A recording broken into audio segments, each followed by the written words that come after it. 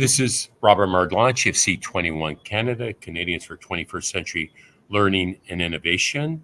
This podcast is brought to you by C21 Canada, Canadians for 21st Century Learning and Innovation, CEO Academy Leaders of Influence.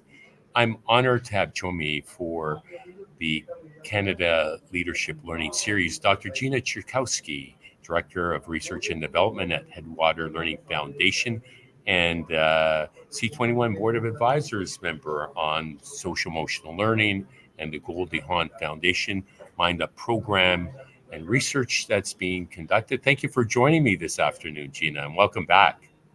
Thank you. I'm very excited to be here and good to see you again.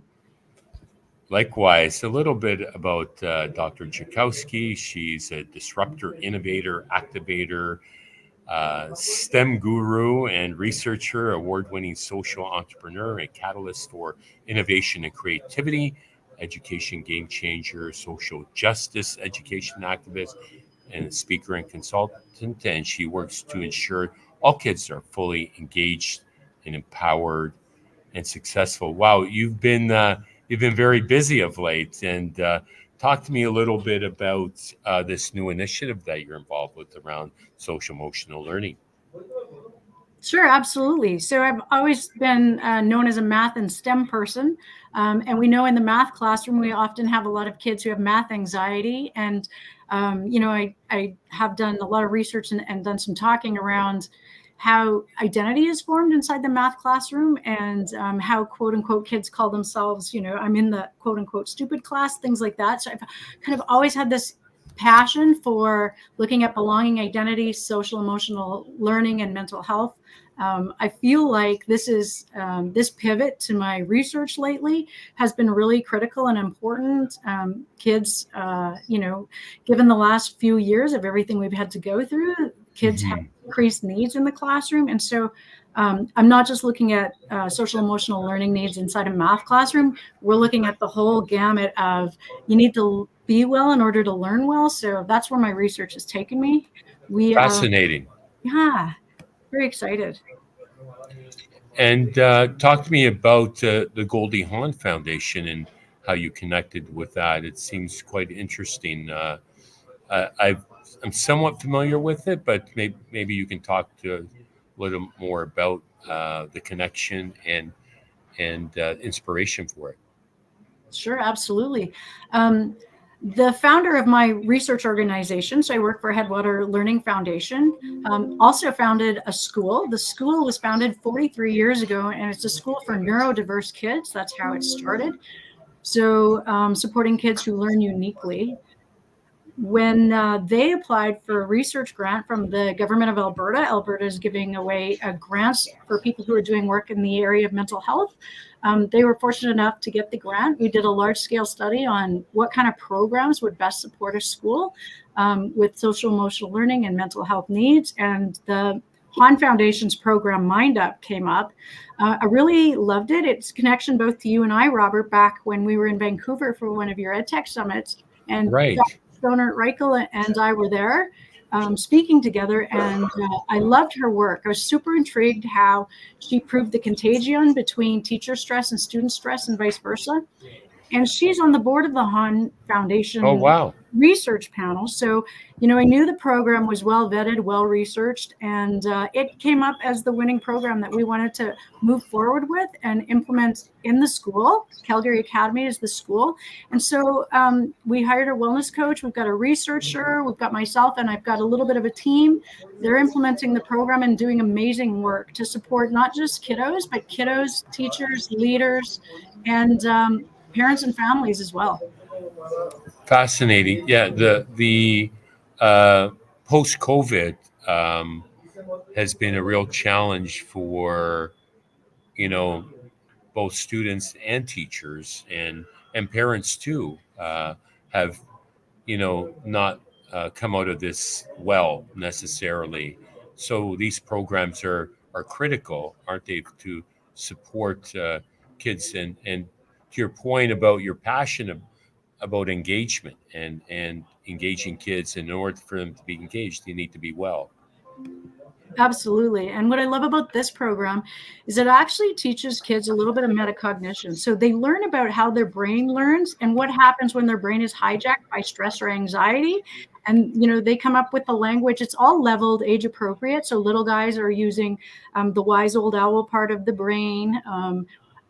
So it's level to where they're at, but they get to know what causes stress, what they can do in a moment of stress. It's all about brain breaks and the science behind the brain breaks, and implementing a program like this in a way that is done with fidelity actually leads to not just better pro-social engagement, better self-esteem, better behaviors and better connections between kids, but it also is tied to teachers as well. So we're really excited that the program actually is a full scale, supporting kids and teachers and people at the school. And it's even tied to higher academic outcomes. So there's a lot of science behind this program. It's been done in lots of different schools, actually not just in the United States or Canada, but internationally. So it's a very vetted, researched program. And we're super excited about the early results we're seeing. And talk to me about some of those results, and talk to me about the importance of physical activity is part of this equation. Yeah, I'm glad you brought that up. Everything's a part of this, like physical health, and in terms of what we eat and moving our bodies is so important. And I think, this tradition of school is that we're sitting down and listening, but some brains are actually wired to learn differently, which we know from neuroscience. All kids need to learn differently, and movement is such an important part of helping some kids actually process information. But on the whole, everyone benefits from being active. So that's just like, that is one element: mental health, brain breaks, physical health, both with, what you eat, the gut brain biome, and also moving. So there's a lot to being well. And in order to learn well, like I said, we believe that you need to be well. So this is one of the tools that's available to schools to support kids. We also are using in our high school a program called Open Parachute. And we're looking at that because it engages kids in Right. conversations that can be difficult for them to have. So we're kind of piloting a couple different programs to see the effectiveness. Is that the Australia-based initiative? I think I know those folks. I'm not sure where Open Parachute actually Yeah, originated. Yeah. I think I met them at ERDI in the U.S., and it's a Oh, that's very good awesome. program. It's a professor as well that Yep. launched that initiative. Correct? Yep. Yeah. That is No. correct. Yeah. Oh, what a small world.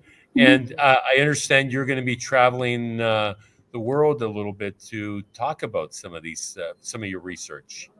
Yeah, one of the things we're super excited about is we're looking at a systems approach to implementing change and making a culture of wellness at a school. So we're looking at how do you engage parents and families as being very important stakeholders in the process, in addition to the leaders at the school, the teachers at the school, the support staff, and the kiddos. So it's not just we're focusing on the kiddos, who obviously that's what the program's designed for, but there's adult SEL that's really important and critical as well. And like you mentioned, taking care of our teachers, like it's a time of increased complexity, and schools are certainly feeling that, and teachers are feeling that. And so I think it's really important to take care of the adults in the building as well as the adults and families at home.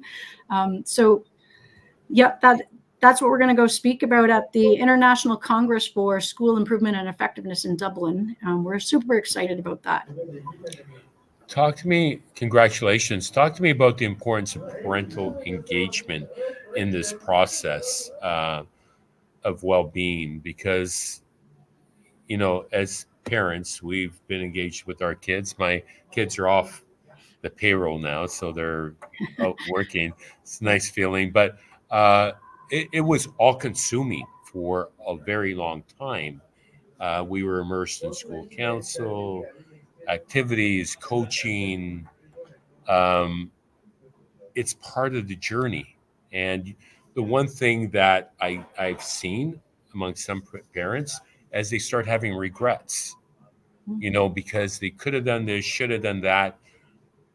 I think it's really important to be mindful, and we were, because I had older friends and my kids say to me sometimes, you should find younger friends. But I I had many older friends, and I looked at them and their journey. So I got kind of an advanced sneak peek of what life would be like. And so I didn't want to have any regrets, and I don't, because I was involved in their upbringing and activities, and feel like I did the best I could. And it's not easy, but there's value to parental engagement input. Absolutely. And families today can look very different. So we embrace it. A family can be lots of things, including parents and or guardians and or grandparents. So there's lots of sort of unique arrangements of families these days, but engaging family in wellness and well-being is so important, especially because the research that Kim Schonert-Reichel has done showed us that, in collecting cortisol, saliva from kiddos and teachers, we can prove contagion. So we know that if parents are stressed, kiddos are also stressed, and vice versa. So if we're going to actually build this culture of wellness, we want to use the same language, the same tools and strategies at home, supporting our parents with those tools and those strategies, the same ones that we're using at school. So it kind of makes sense. It's integrated into their life in multiple ways and in multiple places. I think it's really important for parents and families to give themselves compassion too. These are complex times. We didn't grow up digital natives with phones in our hands and social media and the global pandemic. All of this is new, so we would have had no way to navigate that. But coming together, I think, is really important, and getting well-researched, vetted information and support for parents and families, I think, is really crucial.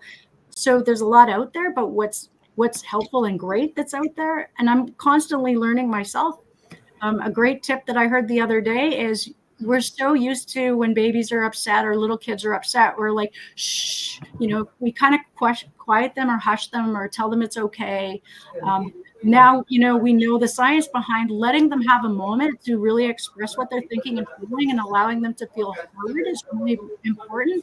And then teaching them the self-regulation strategy. If we do the self-regulation strategy too early, we're kind of asking them to suppress those feelings. So we want them to be able to articulate, to name their feelings, to talk about what's going on. Then we want to support them to be solution focused. We want to support them to decrease the anxiety part of their brain, so they can increase the working memory part of the brain, so that they can be solution focused, like I said, and engage in optimistic thinking, and realize that there's lots of things that are going to go on in our world that are tough to navigate, but we're giving them the tools and skills that they need to navigate those and feel confident that they can. So that's really important. There's lots Fascinating. of tips. From a social media perspective, I mean, we're leveraging social media here today to tell our story proactively and in a positive way.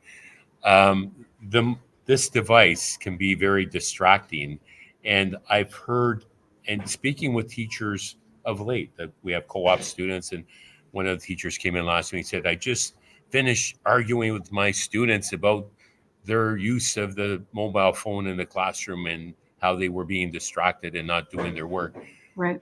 It's my nieces have limitations in terms of how many hours they can spend on it. Any tips and any advice on the downside of social media that parents and kids should be aware of, that it does have a negative impact if it's not used in a proper way, or the amount of time? It's very complex right now in terms of policy around that in Yeah. schools. I mean, it's so complex. I think that it's a tool that people need to learn how to use responsibly. So I think it's important to show our kids how to use their A phone. model for them, right? Exactly. So it can have a place in the classroom, but do I think it has a place all the time in the classroom? No, actually, there's really a lot of science behind it. Even having your phone on your desk actually is a distractor, not just for you because it's on your desk, even if it's flipped over, but it actually has a big distraction circle. So a lot of people are thinking about your phone that's sitting on your desk only because they've seen it. So, removing phones when it's a time that you need to pay attention, I think is an idea that would work, but I do think there's sometimes we might need to bring it into the classroom and support learning. So there's a lot of complexity to that. I do think that we need to support kiddos with engaging on social media responsibly and being kind to one another. I think Sometimes students say things on social media that they wouldn't say to a person to their face. And I think we need to help them navigate and understand, the bullying and all kinds of things that happen when using social media. And I love that, Open Parachute and MindUP are programs that are aligned to pro-social engagement, helping support kids make connections together, building on empathy and relationships. I think that's really important. I think if you look at depression and anxiety and the increase of that, interestingly enough, coincides with the cell phone. So, we know that there's an inverse effect there, isn't there? Yeah. So it's something we definitely have to be careful of. Dr. Gina Cherkowski, thank you so much for your time today. Fascinating discussion. Great to have you back. Any final thoughts to share? Oh, yeah. Headwater Learning Foundation is super excited to be hosting our very first Canadian Summit on Mental Health in Schools. We're doing that at the Telespark Science Center in May. So it's May 17th and 18th. Tickets will be going on sale in January. We have some pretty exciting keynote speakers, including Dr. Jean Clinton, who, by the way, is also on the scientific advisory panel for MindUP, and she's very well known for her book on Love Builds Brains. And Gurdeep Pandher, who you may have seen dancing and spreading joy across the country, as well as many others. We're going to be talking about the initiative in Alberta to create a mental health framework for the province of Alberta for all schools. And that work is led by the University of Calgary, Dr. Sharon Friesen, Dr. Jennifer Turner. Lots of exciting things to come at that conference. Hopefully we can have important conversations to support teachers, leaders, and parents and families. Well, congratulations. And I look forward to seeing you at the CEO Academy Summit in the spring of 2024, not too far away from now. And thank you again for your time this afternoon, Dr. Cherkowski. Thank you, Robert. Best of the holidays to you. All the best to you for the holidays. That was Dr. Gina Cherkowski, Director of Research and Development at Headwater Learning Foundation and C21 Board of Advisors member. My name is Robert Merlacci of C21 Canada. Be sure to check out c21canada.org for more information. And until next time, stay healthy, stay safe, and keep the learning curve steep.